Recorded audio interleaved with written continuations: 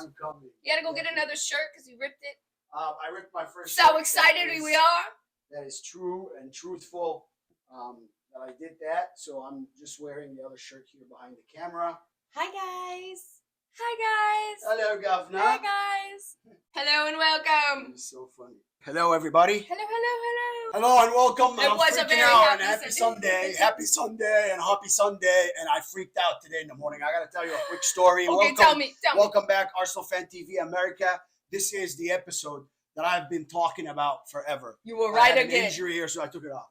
But let me just tell you, not only about me being right again. Uh-huh. So I had a practice session for the team today. This morning, yes. And, I have it every Sunday religiously, so we never stop practicing, right? Yes, but lately it's been right at the time of the Arsenal game. Unbelievable, right? But, of course, I have to be looking at the game. So driving, I'm looking at the game. Everywhere I'm looking at the game. Mm-hmm. And then I see a first goal. Marcus Rashford stunner.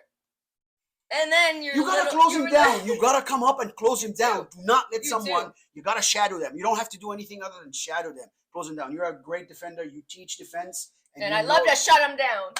You always do. But I go to my 9-year-old team captain, Taylor Bluestein. She's a great player.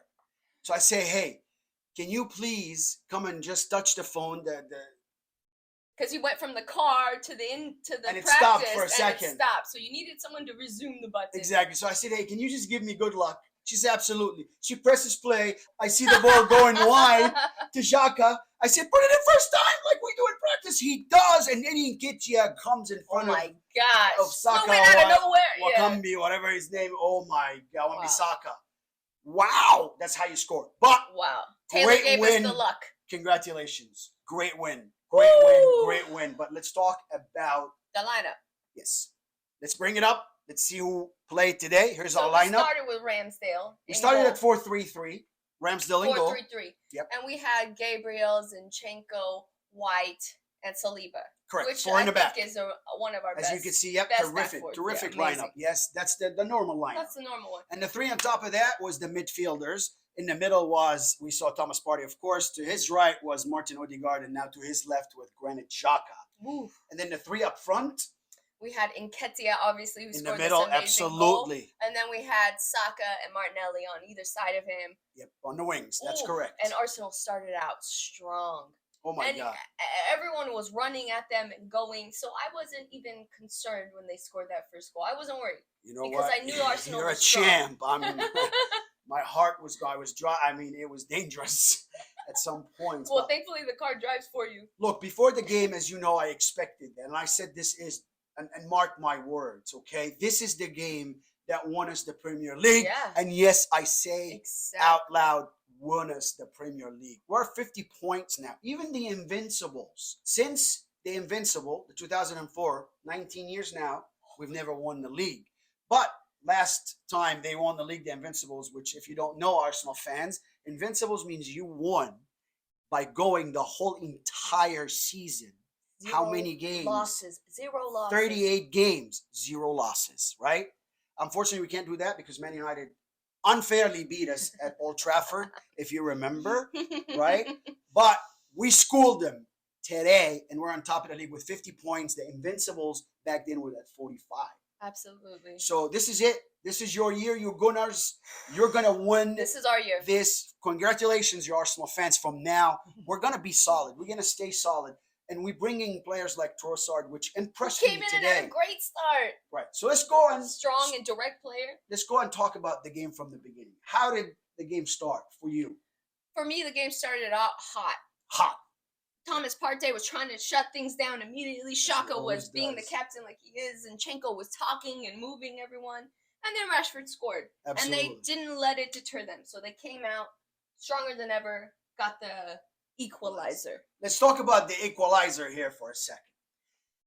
I mean, again, I just mentioned it, but it's just the fundamentals of this game. That if you always stick to them, we'll score a goal. Ball comes in the middle, moves to the side, and then to the left, corner where it's supposed to go, so you can take the defense out, and then it gets put back, and then your number 14, your striker, Eddie Nketiah, or your number 9 in typical situation, your striker, runs up on it. Runs up, but in this case, he runs so quick in front of Wan-Bissaka, he was able to, boom, score that goal. And what a goal it was. What a goal it was. And another key aspect of this goal was that Zinchenko took the other defender forward enough that Eddie was onside. Absolutely. So he really kept going and pushing. You know, it's not just about what you're doing on the ball. It's about where you're taking another player and helping your team out. What a great first goal. And so, okay, so we went down first, but then we came back hot with another second goal. Right. So let's go to the second half now. Second half, one substitute.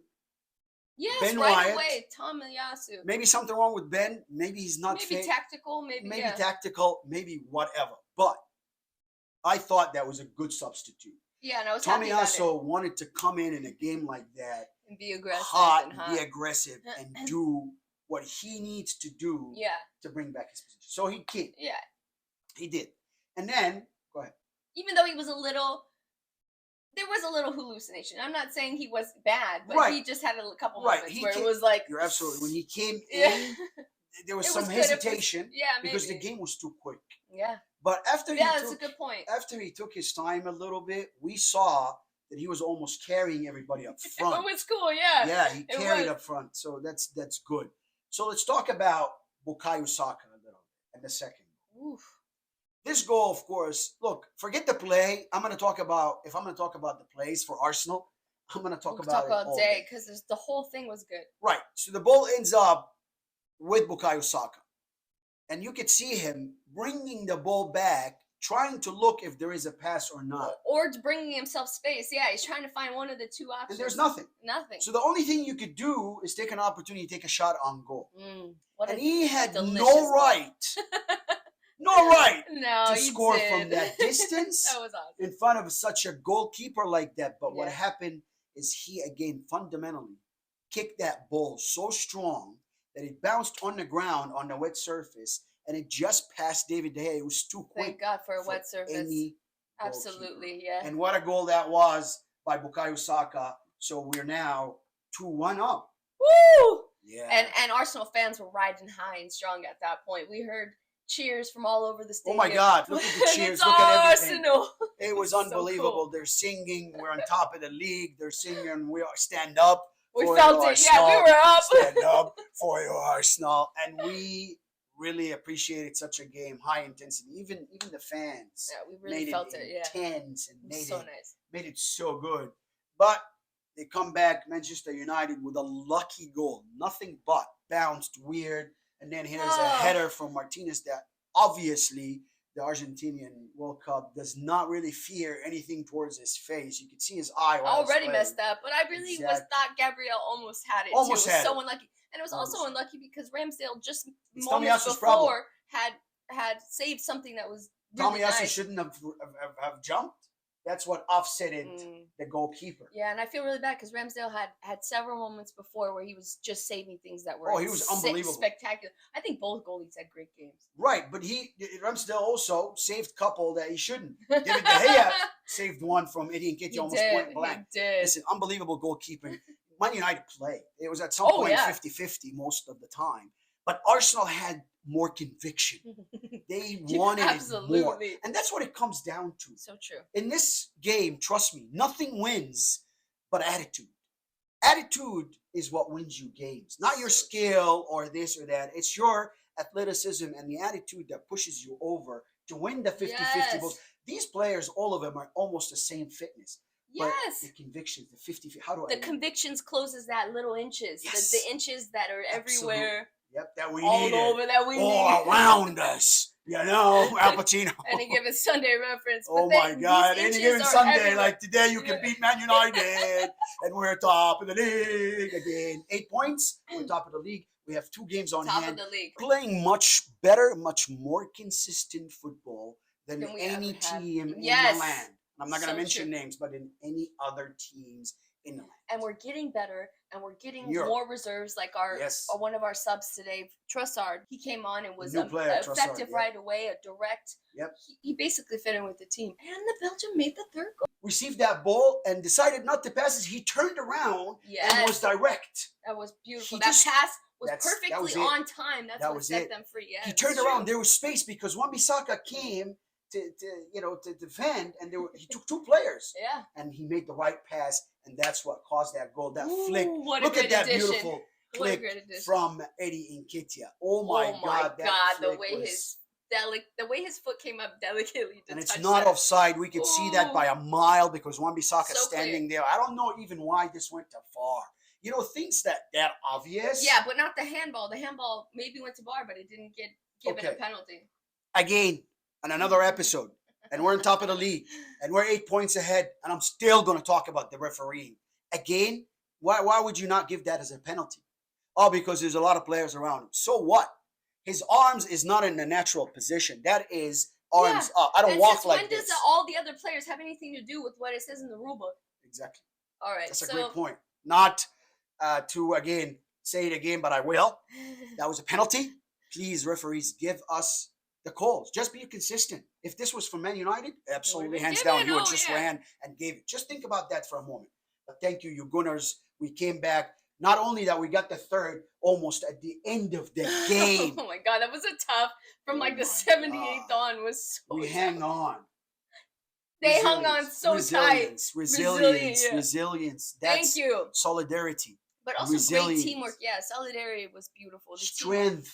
Teamwork. Teamwork. They held people off. Togetherness. Thomas Partey and Xhaka were awesomely strong. They were so aggressive. Every time Xhaka went, Thomas Partey behind him. Or Thomas Partey went, Xhaka's behind him.